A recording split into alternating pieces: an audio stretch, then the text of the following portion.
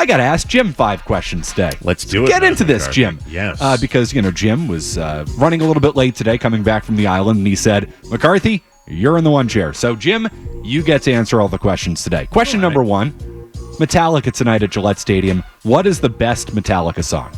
The best Metallica song. Again, it's all subjective. For me, it's Master of Puppets. It's shreddy at times. It's classical at times and noodly. I think it shows off the best of the band. They feel like they're real dialed in with this tour from some of the clips that I've seen. They were playing in Europe. There was now this kind of famous clip that's been all over social media just about a month ago where this show in Germany where they wrapped up the first night, Master of Puppets, in like this driving rainstorm, and there was lightning. It like looked like it was produced by Hollywood. It was amazing, but it was just like this culmination of everything coming together at once, and they sounded great. They're dialed in. Master of Puppets still makes it move. You? The answer is For Whom the Bell Tolls. Okay. And I say that, Jim, you may be surprised because I'm so cool that when I played instruments in high school, I was a bass player. So no because kidding? we know the bass player, always the coolest guy in the band. You were the Jason Newsted of... Yes, Cliff Burton, obviously, Yeah. The original great bassist of Metallica. So For Whom the Bell Tolls, as a bassist, you have to say that. That is the obvious answer. Yes. No, while my brother, who played both drums and lead guitar, was getting all the chicks, I was just playing bass. I'm like, this is a really good bass line here. Like, yeah, you're completely irrelevant. You're totally uncool. Obviously, I was the bassist. Question number 2, Jim. Well, before we move on, just quickly, so my 1B, by the way, is, you mentioned Cliff Burton, is the instrumental Orion. Yes. Which I've said for years to buddies, it blows my mind. Though whoever's in charge of the music at Gillette, can you do this for me? Can you do me a solid? Even if it's for like when the high school games are playing around Thanksgiving and they go to Gillette. That Orion hasn't been used as an intro for a football team at the collegiate level or the NFL, and it's been around for almost 40 years now, blows my mind. Slow build, and then it just sounds like the world is coming to the end, to an end. When the crap hits the fan, I'm throwing on Orion. Like when it's time for me to, grab my go bag and the world is ending, Orion is the song that's on. Now, sorry, I didn't mean to interrupt you there. Do you believe the world is going to end via asteroids, as we talked about yesterday? This is a question 1A. I could see it happening. Nah. Probably more World War III, nuclear apocalypse, that kind of thing. Technology. Yeah, it's going to be technology. Yes, or bring us down. Or the singularity happens and the robots take over, and like we have to live out Terminator. Something like that. It's going to be some 14-year-old kid in Hungary or whatever who hacks into France's nuclear weapons, capacities, and then just launches them, and that's the end of the world. It's going to be technology. That's going to be it. It's going to be some dude who didn't set the firewall correctly, or some dude who had a bug somewhere and he just didn't see. It's Homer Simpson on Y2K. That's how the world's going to end. Question 2. Yes. To what lengths are you willing to go to see your favorite band? At this point in your life, Jim Murray, which I have to imagine has changed significantly, because I know how you feel about inconvenience in anything. To what lengths are you willing to go to see your favorite band? Well, believe it or not, I would fly. So I had this kind of the same question last night, and I had this conversation with Felger's brother. That's right. There's a brother, by the way. Is this the one who runs the Psychics? No, I think that might have been his dad that did that, but no, I met the brother for the first time, and just a quick, he'll probably get mad that I'm telling this, but I have to tell this part of it because it's amazing. Whenever the audience, I'm telling you, you'll love this. The brother walks into a room, the friends all go, "Better Felger." That's the friends. And he was like, he was a completely different Mike. It's like doppelganger Mike, but like way different. But anyway, we were talking about bands because like he's way into music, and I was like, at this point, I'm not really willing to go that far to see many acts because I'm like old and lazy now.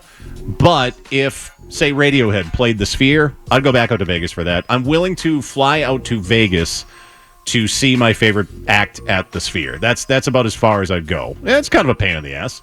Is it really, though? That doesn't feel like a lot. You go to one of the world's great venues, great arenas. Like, that's a draw. I'm not a Vegas guy, though. I'm really not. Yeah. Like, I want in and out of there 2 days tops. So, and it's going to end up happening. Like, I could see Radiohead getting a residency there. It's going to happen with one of these bands. And I really don't want to have to go back out there. And I don't think they're going to build another one of those things, unless I'm wrong. James Dolan maybe puts one in New York, which would be super convenient. But, yeah, if a band I love goes to the Sphere, I'll do that. Otherwise, tell me about it later. As it is, to say that I'm on the fence to go to this Metallica show on Sunday is putting it mildly, Matt. I'm willing to. All right, put it this way: August 15th, Springsteen is in Pittsburgh. Cheap tickets in. My cousin lives in Pittsburgh. I could crash on her couch. I'm on the air at 2:00 that day. Springsteen goes on stage at 8:00. I am seriously contemplating catching a flight at like 4 that day, going down to Pittsburgh, seeing him, and coming back for my Felger Mazz shift the next day. Oh, that's a lot of work. Feels like a lot of trouble. Yeah. Feels like I'd be the one rolling in. Hey, Jim, sorry I'm 45 minutes late today. Got you back. But man, Springsteen was awesome last night. Is he at PNC? Is it outside? No, it's in the arena. Where the Penguins play? Yeah. I mean, Matt, you've seen him so many times. Is he really changing the set list? Like, I've already talked myself out of that. Like, you just gave me that scenario. I just saw him, whatever it was, a year ago. The show was great. Like, I'm good. Like, I'm not doing that. Question number 3. Yes. Jim, you're fresh off the island. On a scale of 1 to 10, how afraid of the ocean are you? Oh, 10. Good. But I respect it. It's their house. So, look, it's, I won't even say it.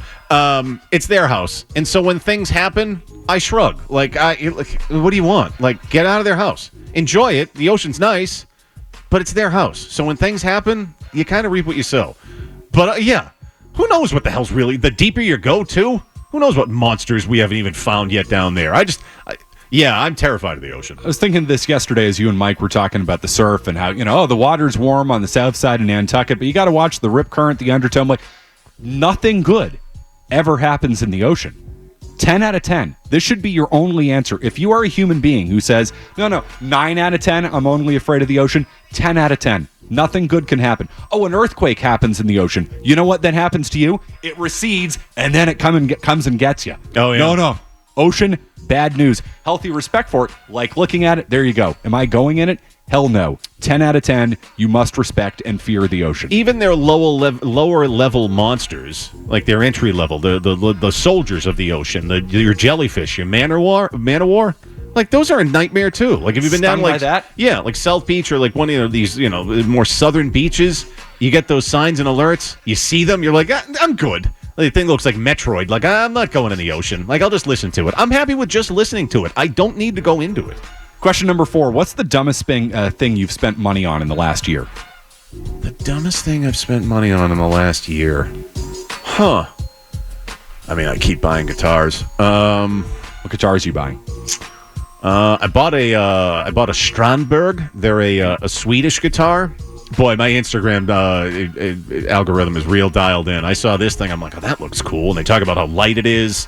Yeah, it might be this, but I love it. It's the easiest guitar I've ever played in my entire life. Like the how the fretboard is. I'm getting too nerdy, but no, acoustic or electric. I play guitar. It's electric.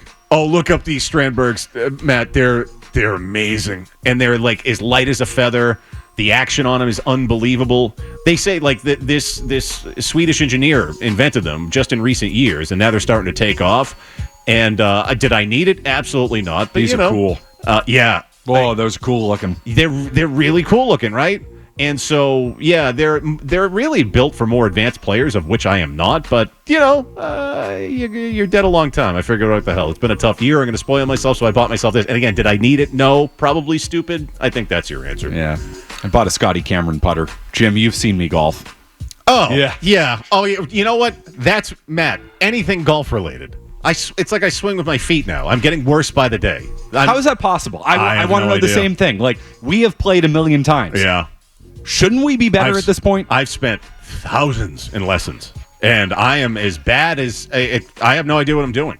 And part of it is, and like, you're not as nearly tightly wound as me, but you're a bit of a mental patient. Sure. You get out there, and if you're a mental patient, like, you're just waiting to have a terrible day, and it just happens immediately. And then, as good golfers will tell you, and more rational human beings will tell you, like, just brush it off, dude. Like, the next hole is a new hole. I'm still stop thinking about the last hole. I'm still thinking about 2 rounds ago where I shot like a 110. I can't get it out of my head because I'm nuts. So, like, that's part of the problem. It's not so much the equipment. I just don't know how to use it because I'm too crazy when I go out there. Beaton saw me at Widow's Walk. I have not gotten past it. I haven't played since. I'm a broken man. 4th of July, Widow's Walk. 3rd of July. Can't get over it. Yeah. Can't get over it. Not good. Final question. Fitting for you. I've asked this of just about everybody, but I haven't asked this of you. Fitting today, given you just landed a couple hours ago. Could you land a plane, Jim Murray? No, I wouldn't even want to. Nope. No, that's it. That's the end of me. The terrorists have broken in. They've killed the pilot and the co-pilot. I've somehow, and me and another guy, have muscled down these terrorists, and now it's like, now we must land the plane. It's been a good run. That's it. I'm not even going to try. And I used to, so, had I actually invested more time in Flight Simulator, the Microsoft Flight Simulator. I love Flight Simulator. Those are great. When my dad brought that home, and after like a couple seconds, I'm like, this is so boring. My dad would be like, well, you got to read the manual. And this is like learn how to fly a real plane. I'm like, can't I just play King's Quest? Like, I don't want to do this crap. So, yeah. Like, my dad really, like, that was, you have to be kind of, my dad was basically. You're a gearhead. Yeah, gearhead, like, loved that kind of crap. Like, I don't got time for that. Does it shoot rockets? This is a boring plane. I need a fun plane game. I'm going to go back to playing King's Quest. I'm done with this. So, had I spent more time with that, perhaps I could land a small plane, a Cessna maybe. Now, forget it. That thing's going down. You? Oh, no, I have an irrational opinion that I could land a plane. You mentioned Flight Simulator. I played it as a kid. My dad had it on his Macintosh desktop from the late 80s. We had Flight Simulator. I never once landed it as a kid. There was only one mission I could play where you were supposed to turn around a plane at O'Hare. I crashed it every single time. I have never successfully landed a plane in Flight Simulator. But that's just a simulator. I need reality. I want to feel the plane. You put the guy on the headset, say, all right, Matt, you just need to, stay calm and, you need to open the flaps and just bring this thing down nice and easy. I could totally do it. Not a problem. Now, can I figure out how to drive a golf ball? No, because I'm way too much of a mental patient. My life and the lives of everybody on board? I'm sure I could totally handle that. Not a problem. I can barely drive stick. There's no way. There's no way I'm going to be able to fly a plane. This is my theory. Land it. I can drive stick. You can. I'm the guy you want landing the plane. If it's you or me, Jim, who's trying to land the plane? It's me. Yeah. I know how to drive a real car. Jim, you can't even drive a car, to be totally honest. I'd trust you far more than I would be able to do that. And we're all dead. There you go. If you like that clip, check out more videos from Felger and Mazz here. And for all the latest from the Sports Hub, download the app at 985thesportshub.com.